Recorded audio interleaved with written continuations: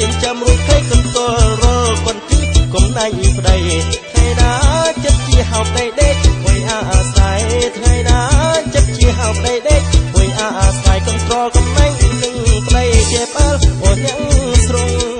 អូនយ៉ាងស្រង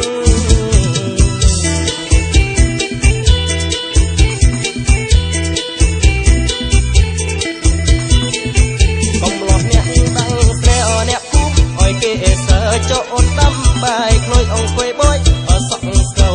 ចាំមើលព្រឹបតែមកពីអើយជូតស្គោអង្គុយអើតមើលទៅឃើញស្រូវនោះវាបាក់កមិនឃើញប្តីមកលួចលួយហត់អើយសំឡមិនឃើញប្តីមកលួយហត់អើយសំឡរួយលួយទឹកទឹកស្រាសស្រវឹងហើយអើយជេប្តីអើយជេប្តី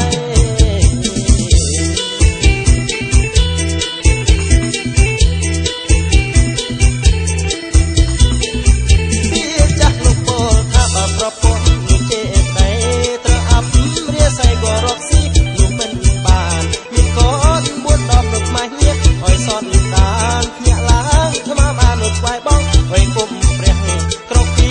ប្រលឹមឲ្យមុនពេលអើយថ្ងៃរាំងក្រកពីប្រលឹមឲ្យមុនពេលអើយថ្ងៃរាំងជ្រៀតស្វាយបងគុំព្រះរួយទៅដើរទៅស្រែដើរទៅស្រែ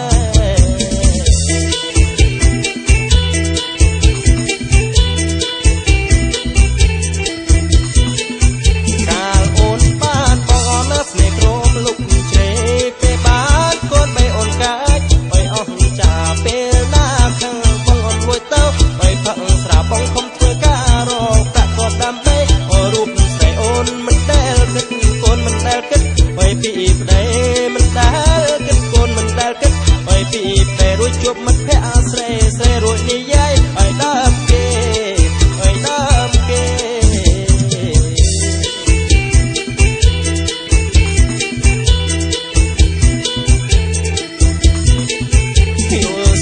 យោសពអណាយោសពយោស